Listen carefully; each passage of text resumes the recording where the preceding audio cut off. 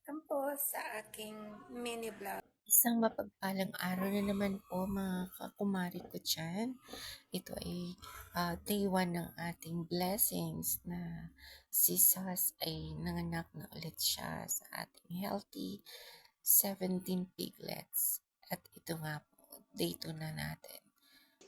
Forward to day number 3, mag-ano na tayo, mag-i-inject na po tayo ng iron para sa blood circulation para magiging pinkish-pinkish po yung mga piglet natin. At dahil nga na-over sila, na-outnumbered yung daddy ng nanay nila, super batch po ang pagpapadede natin. So, unahin natin yung mga maliliit na first batch, tapos sa second batch na lang yung iba. Kasi 13 lang po yung daddy ng nanay nila. So, no enough para ma-accommodate silang lahat. Sorry baby piglets, please wait for your turn.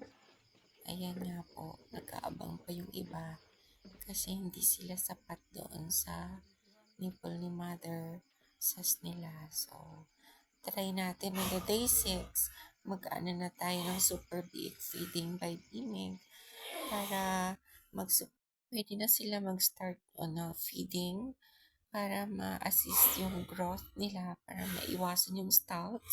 Super Big has a milk complement, so it has a milk content, so it helps the mother pig to provide supplements.